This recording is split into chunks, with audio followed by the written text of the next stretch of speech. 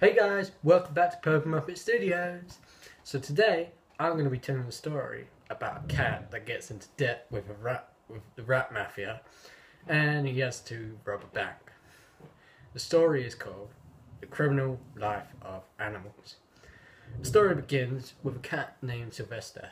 He's a small black and white cat, and like loads of other cats, he loves to kill birds, mice, and rats.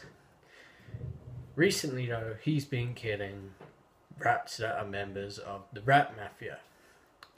So, one night, Sylvester leaves his house, walks down the pathway, and goes on his usual stroll. En route, he spots a rat scurrying across the path. This makes him begin to chase after the rat. And he goes around the corner, continuing to chase the rat, when the rat suddenly makes a sudden turn, and goes down an alley. He corners the rat and is about to attack when suddenly he hears a voice behind him. "I would consider your next move carefully, for it may be your last," something said behind Sylvester. Sylvester turned around, and a crowd of rats, probably about 10 or 20, were standing in front of him. One of the rats, who wore a smart black suit, white shirt, and black tie, stepped forwards. "So you are the cat that keeps killing my men," the rat said. "I'm sorry, where are my manners? I'm Tony," the rat continued. Sylvester meowed loudly at the rats. He started to step back, but remembered there was the rat that he was chasing behind him. "No need to be violent now, kitty. You are lucky you are still alive," the rat said. "It's fine," Sylvester responded bluntly. "Just more rats for me to kill," he continued. The rat looked angrily at him. "I really suggest you shut up and listen, or else I will strangle you with your collar," the rat responded angrily. "Now, you've been killing my men. This has angered not only me, but the rest of us too. I could kill you right now, but I think we can come to some sort of agreement," the rat said. Another rat, which looked like a total nerd, wore glasses and a suit, and sounded like a complete nerd too, stepped forward. "We propose to you that in order to show us that you are sorry, you rob a bank for us and give us £1 million. Sylvester hissed at the nerdy cat. "Sure, I will just go down to Santander right now and rob the friggin' place," Sylvester responded sarcastically. "Well, put it this way, little kitty. It's either rob a bank or we will kill you," the rat said. Make your choice," he said, and turned around and walked away. Sylvester looked at the other rats, who all wore suits and held handguns with their paws. Sylvester gulped and turned around to the rat still behind him. He meowed at it and turned and ran out of the alley, making sure not to go the way the rat mafia were going. He ran as fast as his paws would let him, with his tail trailing from behind, and ran back through his cat flap into the safety of his home. It was around 1 a.m. at this point. Everybody was asleep, including other pets in the house. Sylvester walked along the hallway and went under the stairs to his little cat basket, curled up and went to sleep. The next day, Sylvester woke up. He instantly remembered what happened last night. He got up and walked into the kitchen. Cassie, a Labrador, saw Sylvester. "You got back late last night," Cassie said, watching Sylvester walk over to the food bowl. Sylvester gave a small meow, but didn't say much else. Cassie walked over to Sylvester and pushed him away from the bowl. "What's up?" she asked. "Nothing. I'm just in trouble, Sylvester replied, trying to shove it off his shoulder. What kind of trouble? Cassie asked. The kind of trouble where the rat mafia have threatened to kill me unless I go rob a bank for them. Sylvester meowed loudly. Cassie looked at him for a moment and started to laugh. What the hell did you do to wind the rat mafia up? Cassie asked hysterically, now lying on the floor uncontrollably laughing. I killed some of their men, Sylvester meowed quietly, pointing his head downwards in shame. Cassie eventually calmed down and sat back up. So, when are you going to do this bank heist then? She asked Sylvester. Sylvester looked at her in disbelief and wondered if she was actually taking this all seriously. I'm a cat, Sylvester said. I can't rob a goddamn bank. Well, you may not be able to, but I know a crew who can. They hate both the cat and rat mafia, but will do anything for any cat or rat I personally know, Cassie explained. How much do they charge? Sylvester asked curiously. 40 bones, Cassie replied. Sylvester looked at her and then walked back to his basket under the stairs. Cassie followed curiously. Sylvester pulled out a briefcase and opened it. There's 20 bones there, and there'll be another 20 when the job's done, Sylvester said. Cassie looked at the bones. Okay, she said. I will make contact and have this heist done later tonight, Cassie said, taking the briefcase from Sylvester and walking away. Sylvester now had a big smile on his face.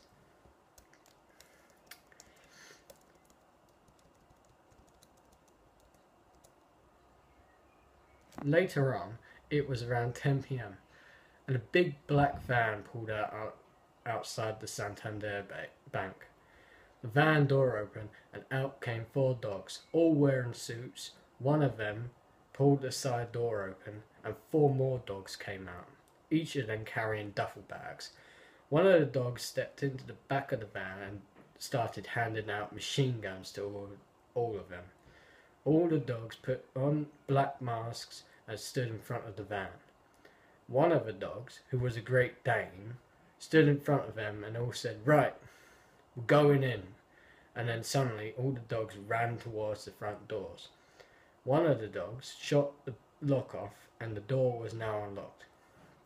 A small Jack Russell, who goes by the name Rocky, snuck into the bank, which had lasers everywhere. He headed for the button across the room, which would turn the lasers off. Rocky dodged and turned, twisted and maneuvered all around the lasers. He'd done it so quickly and smoothly, it was obvious he had experience. He reached the button and pressed it, turning off the lasers, but they still had to be careful, as if somebody makes a noise, the alarm will go off. The dogs hurried inside and ran to the back of the bank. Another dog, who goes by the name Spud, is a professional lockpicker. He began to pick the lock at the office door, where another door was connected to the room hiding the vault. Within a minute, Spud had unlocked the door and the dogs walked on through. Spud began to pick the next lock. Some of the dogs decided to go through the drawers, just in case they found other things worth taking. Finally, Spud had unlocked the next door, and the dogs ran on through. They ran along the corridor and reached a massive metal vault.